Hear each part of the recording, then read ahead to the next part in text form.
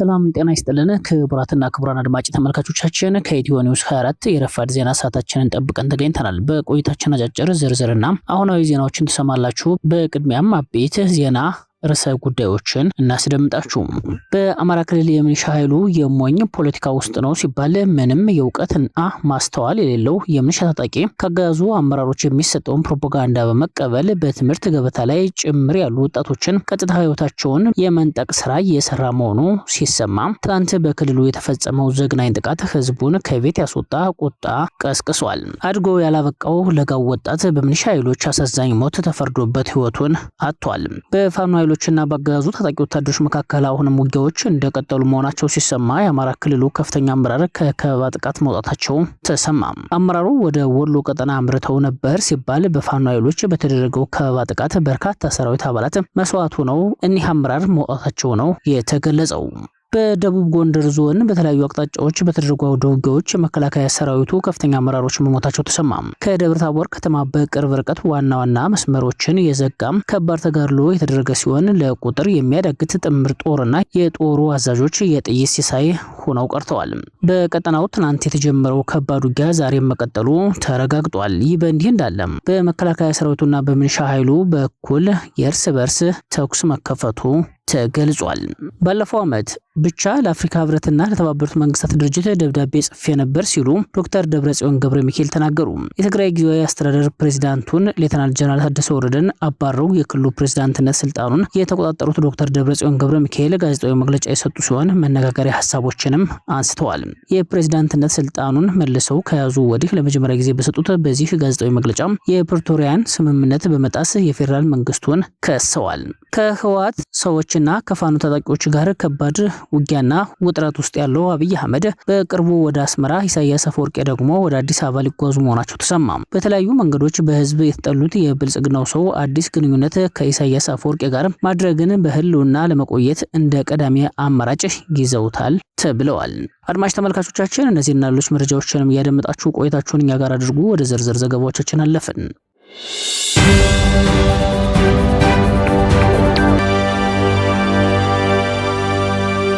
በፍጹም ጀግንነት የተቋጨው የሜጀር ጀነራል ባንታ ባተ አንደኛ ኮር ልዩ ኦፕሬሽን በርካታ ውጤቶችን አስመዝግቧል። ከደብረ ታቦር በቅርብ ርቀት ማህደረ ማርያም ላይ ሜጀር ጀነራል ባንታ ባተ ተወርዋሪ ክፍለ ጦር፣ ጉና ክፍለ ጦር፣ መቅደላ አምባ ብርጌድ እና ገብረ መስቀል ብርጌድ ልዩ ድል የተቀዳጁበት አውደ ውጊያ አድርገዋል። ማህደረ ማርያም ከተማን ለመቆጣጠር ምድርና ሰማይ ያናወጠ በመካናይዝድ ደረጃ በአራት አቅጣጫ ሲኳትን ያደረው የአገዛዙ ሰራዊት ጠዋት ላይ በድሮን በታጀበ ጥቃት ማህደረ ማርያምን ለመያዝ በቅቶ ነበር ነው የተባለው። ሰማዩ የጠራና ለድሮን ምቹ መሆኑን የተረዱት የሜጀር ጀነራል ባንታ ባተ ተወርዋሪ ክፍለ ጦር አባላት ራሳቸውን ከድሮን ጥቃት በጠበቀ መልኩ ውስን ሰዓታትን በምሽግ ውስጥ ቆይተዋል። ከጧቱ 5 ሰዓት ገደማ ሰማዩ በደመና ሲሸፈን የክፍለ ጦሩ ቀኝና መሐንዲስ ልዩ ግዳጅ ፈጻሚ የሆኑ ከ50 በላይ የከተማ ኦፕሬሽን ጠበብት አማራ ፋኖች መሃል ማህደረ ማርያም ከተማ በመግባት በተመረጡ ምሽጎችና በተመረጡ የመከላከያ አመራሮች ላይ ፈጣን ማጥቃት በማድረግ ውጊያውን በማስጀመር ዱብዳ የሆነ ድልን ተቀዳጅተዋል። መሃል ከተማ ውጊያው ሲጀመር ከተማውን 360 ዲግሪ የከበቡት የሜጀር ጀነራል ባንታ ባተ ሁለት ብርጌዶች ከውጭ ወደ ውስጥ ማጥቃቱን ያስከተሉ ሲሆን ወዲያውኑ የሜጀር ጀነራል ባንታ ባተ የጉና ክፍለ ጦር ሁለት ብርጌዶች መቅደላ አምባ ብርጌድና ገብረ መስቀል ብርጌድ በጋራ በብሪት ማህደረ ማርያም ከተማ የገባውን መከላከያ ድሮን እንደማይደርስለት በማረጋገጥ ዙ 23 ቢተኩስም ፒኤምፒ ቢያስወነጭፍ ሞርተር ቢታጠቅም አርፒጂ 7 ደጋግሞ ቢያስወነጭፍ እልፍ ዲሽቃ ቢያሰልፍ የቡድን መሳሪያ ቢጠቀምም ጥበበኞቹ የሜጀር ጀነራል ባንታ ባተ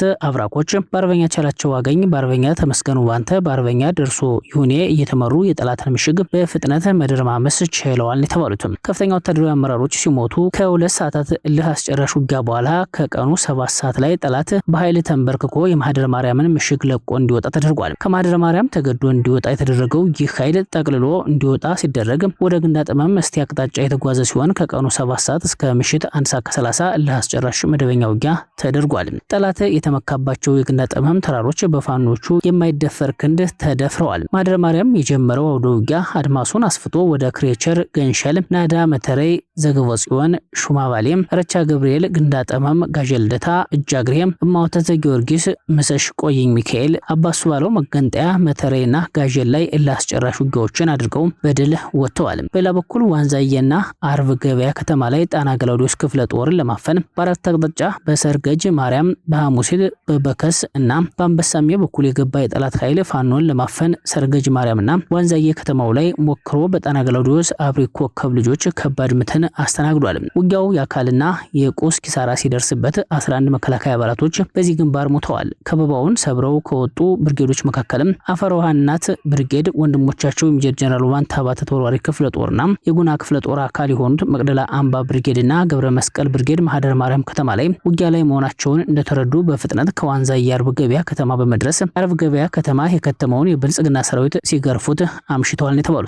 ለወንድሞቻቸው ደርሰው ጠላትን እንዳይንቀሳቀስና የቁስም የአካልም ኪሳራ እንዲደርስበት አድርገዋል። ከግንዳጠመም እስከ ልጫ የጉና ክፍለ ጦር ቃኝና መሐንዲስ እና የክፍለ ጦሩ ስራ አስፈጻሚ በአርበኛ አዛዥ ደሳለኝና በአርበኛ ወንዱ አንታሰፋ እየተመሩ ከሜጀር ጀነራል ዋንታ ባተ ሁለት ብርጌዶች ጋር በጥምረት ከማህደር ማርያም ተመቶ ወደ ግንዳጠመም የሸሸውን ኃይል ከግንዳጠመም እስከ ልጫ እንዳይንቀሳቀስ አድርገው በከበባ እንዲመታ አድርገውታል። የጠላት ቅስም ግንዳጠመም ላይ ሳይነሳ እንዲጣል ተደርጓል የተባለው ግንዳጠመም ላይ ልክ እንደ ማህደር ማርያም የእጅ ለእጅ አውደ ውጊያ ተካሂዷል። ያጋዙ ሰራዊትም ይህ ቦታ መካነ መቃብሩ እንደሆነ በተደጋጋሚ ተሰርቶበታል የተባለው ጠላት የአካልና የስነ ልቦና ስብራትም እንዲቀበል ተደርጓል። ገላውዲዮስ ከተማ ላይ ሜጀር ጀነራል ዋንታ ባተ አንደኛ ኮር ቃኝና መሐንዲስ በሜጀር ጀነራል ዋንታ ባተ አንደኛ ኮር ዘመቻ መምሪያ ዋና ኃላፊ አርበኛ ቢራራ ደምሴ መንግስቴ እየተመራ ከአንበሳም የገባውን ዙ 23 እና መሰል መካናይዝድ መሳሪያዎች ከባድ አውደ ውጊያ ወደሚደረግበት ግንዳጠመም እንዳይደርስ ለማድረግ ገላውዲዮስ ቴሌ ላይ ውጊያ ከፍቶ ውሏል። ውጊያውም አድማሱን አስፍቶ ሙሉ ገላውዲዮስ ከተማ፣ ውባንተ ተራራ፣ ሞሻ፣ ጉማራ፣ ልጫና በሌሎች ቦታዎች ላይ ተካሂዷል። በዚህ ውጊያ የጠላት ኃይል ለሆድ ዘመዱ እንዳይደርስ ተደርጎም ውሏል። በጠላት ላይም ቁሳዊና አካላዊ ኪሳራዎች ደርሰዋል። በሌላኛው ግንባር እስቴ መካነ ኢየሱስ ላይ ጉና ክፍለ ጦር እስቴ ደንሳ ብርጌድ የሜጀር ጀነራል ዋንታ ባተ ስሪቶቹ አናብስት እስቴ ደንሳዎች ወንድሞቻቸው ከባድ ትንቅንቅ ላይ መሆናቸውን ሲረዱ ረጅም ርቀት ተጉዘው የእስቴ መናገሻ ወደ ሆነችው መካነ ኢየሱስ ከተማ በመግባት የአብይ አህመድን ጥምር ኃይል ከደንጎል ተጀምረው በማስለቀቅ ሙሉ መካነ ኢየሱስ ከተማን ተቆጣጥረው አምሽተዋል። ውጊያውን ያደረጉትም በቀበሌ 03፣ 02፣ 01 እና ሙሉ የመካነ ኢየሱስ ከተማ ውስጥ ነው። በጠላት ላይ የስነ ልቦና የበላይነትንና የአካል ጉዳትን አድርሰዋል። መረጃውን አማራ ፋኖ ብሔራዊ ንቅናቄ ሰሜን አማራ በላይ እዝ ሜጀር ጀነራል ዋንታ ባተ አንደኛ ኮር ህዝብ ግንኙነት ክፍል ፋኖ ሀቅ አለው ጸጋ አለባቸው አድርሶናል። አውደ ውጊያው ዛሬ ከማልዳ ጀምሮ በተለያዩ አቅጣጫዎችም እንደቀጠለ ስለመሆኑም ተገልጿል።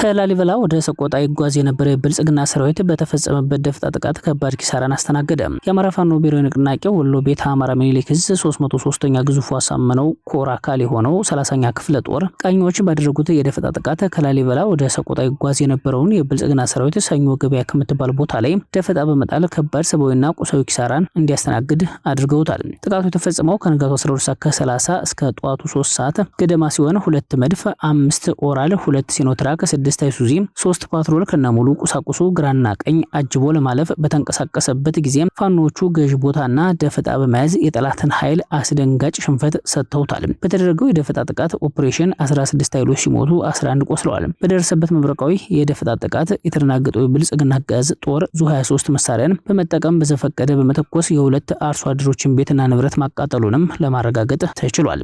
በዚሁ በወሎ ቀጠና አቶ አብዱ ሁሴንን ለማሳለፍ በሞከረው የብልጽግና ሰራዊት እንቅስቃሴ ላይ የሞርተርና ዲሽቃ መብረቃዊ ጥቃት ተፈጽሟል።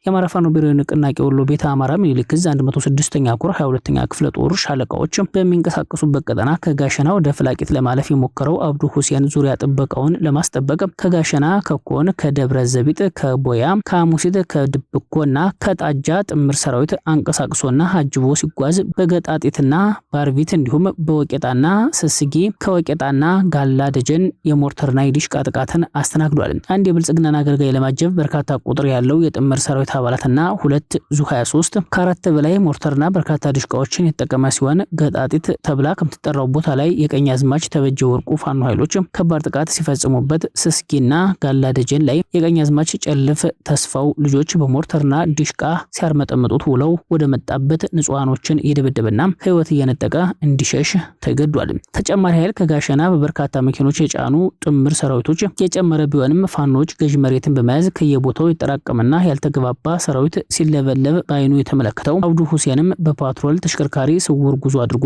ወደ ፍላቂት ስለመግባቱና ስለማምለጡ ነው ለማረጋገጥ የተቻለው። በመካነ ሰላም ከተማ በሚኒሻና በመከላከያ ሰራዊት አባላት መካከል የእርስ በርስ ግጭት መቀስቀሱ ተሰምቷል። በከተማዋ ሶየ ልደታ ማርያም ኬላ ጥበቃ ላይ የነበሩ የሚኒሻ አባላት በመንገድ ሲያልፉ የነበሩ የመከላከያ ሰራዊት አባላት ላይ ከበባ በመፈጸም ትጥቃቸውን ካስወረዷቸው በኋላ በአሰቃቂ ሁኔታ እርምጃ እንደወሰዱባቸው ታውቋል። በተመሳሳይ የመከላከያ ሰራዊት አባላቱ መርከቡ አንበሴ የተባለ የሚኒሻ አባልን በመግደልና ሌሎችን በማቁሰል አጸፋዊ እርምጃ መውሰዳቸው ተገልጿል።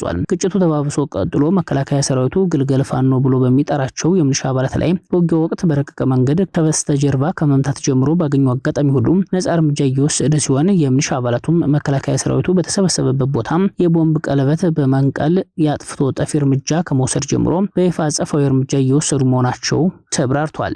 ይህ በእንዲህ እንዳለ የአማራ ክልል መንግስት ስራ ፈጠርኩላቸው ያላቸው ሚኒሻዎች ወጣቱን በጥይት እየፈጁት ናቸው ተብለዋል። በአካባቢው ማህበረሰብ ዘንድም ትልቅ ቁጣን አስነስቶ ለዚህ በግፍ ህይወቱ ለተነጠቀው ብላቴና ፍትህ በሌለበት ፍትህ ለመጠየቅ አደባባይ ላይ ወጥተው የአካባቢው ሰዎች ሲጮሁ መመልከት ተችሏል።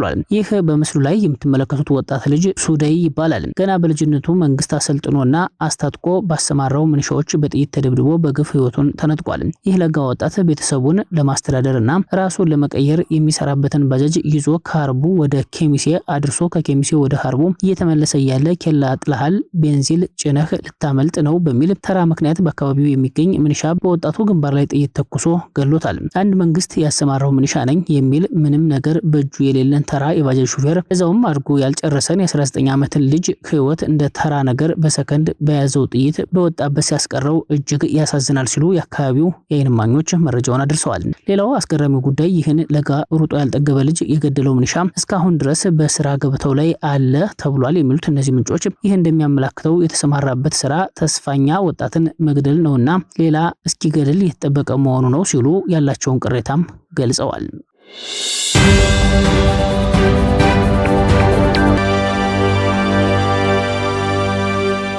ባለፈው ዓመት ብቻ ለአፍሪካ ህብረትና ለተባበሩት መንግስታት ድርጅት ደብዳቤ ጽፌ ነበር ሲሉ ዶክተር ደብረጽዮን ገብረ ሚካኤል ተናገሩ። የትግራይ ጊዜያዊ አስተዳደር ፕሬዝዳንትን ሌተናንት ጀነራል ታደሰ ወረደን አባረው የክልሉ ፕሬዝዳንት ስልጣኑን የተቆጣጠሩት ዶክተር ደብረጽዮን ገብረ ሚካኤል ጋዜጣዊ መግለጫ ሰጥተዋል። የፕሬዝዳንትነት ስልጣኑን መልሰው ከያዙ ወዲህ ለመጀመሪያ ጊዜ በሰጡት በዚህ ጋዜጣዊ መግለጫ የፕሪቶሪያን ስምምነት በመጣስ የፌዴራል መንግስቱን ከሰዋል። በንግግራቸው ስምምነቱ መጣስ የጀመረው የትግራይ ኃይሎች ከባድ መሳሪያቸውን በሚያስረክቡበት ጊዜ መሆኑን ጠቅሰው በስምምነቱ መሰረት ተመሳሳይ ግዴታዎች እንዳልተፈጸሙ አስረድተዋል። ዶክተር ደብረጽዮን ሲናገሩ ስምምነቱ የተጣሰው እኛ ከባድ መሳሪያዎችን ማስረከብ ስንጀምር ነው። ምክንያቱም ይህንን ተከትሎ የፌዴራል መንግስቱ ከትግራይ ክልል ውስጥ የፌዴራል ያልሆኑና የውጭ ሀገር ወታደሮችን የማስወጣት ግዴታ ነበረበት ብለዋል። ሲቀጥሉም የፌዴራል መንግስት የነዳጅ አቅርቦትን፣ የክልል በጀት ዝውውርን፣ በባንኮች ውስጥ ጥሬ ገንዘብን በመከልከል በክልሉ ውስጥ የኢኮኖሚ ጫናን እንዳጠናከረ ገልጸው ዓለም አቀፍ ማህበረሰብ ከትግራይ አመራሮች ለሚቀርብለት ማሳሰቢያ መልስ ሊሰጥ እንዳልቻለ አስታውቀዋል። ንግግራቸውን በመቀጠልም ባለፈው ዓመት ብቻ እኔ አፍሪካ ህብረትንና ተመድን ጨምሮ ለዓለም አቀፍ ማህበረሰብ 10 ጊዜ ደብዳቤ በመጻፍ የፕሪቶሪያን ስምምነት ለማዳን ጥረት እንዲያደርጉ ጠይቄያለሁ። ይሁን እንጂ ምንም አይነት ውጤት አልመጣም በማለት ገልጸዋል። ከጦርነት በፊት የነበረውን አስተዳደር ለመመለስ የፈለጉት በክልሉ ውስጥ ህገ መንግስታዊ አስተዳደርና አስቻይ ፖለቲካዊ ሁኔታ ለመፍጠር መሆኑን የጠቀሱት ዶክተር ደብረጽዮን ገብረ ሚካኤል ጨምረውም ለትግራይ ዘላቂ ፖለቲካ መፍትሄ የሚሆነው ምርጫ ማካሄድ ነበር። ነገር ግን አሁን ባለው አለመረጋጋትና መፈናቀል የተነሳ ታማኝነት ያለው ምርጫ ማካሄድ አይቻልም ብለዋል። ከ45% በላይ የሚሆነው የትግራይ መሬት በወረራ ስር መሆኑንና በሚሊዮን የሚቆጠሩ ሰዎች መፈናቀላቸውን አስረድተውም በዚህ ሁኔታ ምርጫ ማካሄድ ትግራይን ሊበታተን እንደሚችል ገልጸዋል። ይህ በእንዲህ እንዳለ ከህወሓት ሰዎችና ከፋኖ ታጣቂዎች ጋር ከባድ ውጊያና ውጥረት ውስጥ ያለው አብይ አህመድ በቅርቡ ወደ አስመራ፣ ኢሳያስ አፈወርቂ ደግሞ ወደ አዲስ አበባ ሊጓዙ መሆናቸው ተሰምቷል። የኢትዮጵያና የኤርትራ ግንኙነት ወደ አዲስ ምዕራፍ ሊሸጋገር ነው እየተባለም ይገኛል። ከተለያዩ ወገኖች እንደሚሰማው ከሆነ ይህ ነገር የመሆን እድሉ ሰፊ ነው ተብሏል። በአፍሪካ ቀንድ ቀጠና ያልተጠበቀና አስገራሚ የፖለቲካ ለውጥ እየታየ መሆኑን የውስጥ ምንጮች ጠቁመዋል። የሁለቱን ሀገራት ግንኙነት ሙሉ በሙሉ ወደ አዲስ የትብብር ምዕራፍ ያሸጋግራል የተባለ ታሪካዊ ስምምነት ይፈረማል ተብሎ ይጠበቃል። አብይ አህመድም በቅርቡ ወደ አስመራ የሚያቀኑ ሲሆን በተመሳሳይ ሁናቴ ፕሬዝዳንት ኢሳያስ አፈወርቂ ወደ አዲስ አበባ እንደሚመጡ ተገልጿል። መሪዎቹ በሁለቱ ሀገራት መካከል ያለውን ግንኙነት በላቀ ደረጃ የሚያጠናክር አዲስ ስምምነት ይፈርማሉ ተብሎ ተጠብቋል። ይህ ድንገተኛ ክስተት በቀጠናዊ ፖለቲካና የኢኮኖሚ ትስስር ላይ ትልቅ ተጽዕኖ ይኖረዋል ተብሎ በከፍተኛ ጉጉት እየተጠበቀ ስለመሆኑ ነው የወጡ መረጃዎች ያመለከቱትም። የተከበራችሁና የተወዳችሁ አድማጭ ተመልካቾቻችን ለሰዓቱ የተዘጋጁት መረጃዎች እነዚህ ነበሩ። አብራችሁን ስለቆያችሁ ላቅ ያለ ምስጋና አለን። በያላችሁበት ሰናይ ቀን ይሁንላችሁ። በሰላም ዋሉ። ጤና ይስጥልን።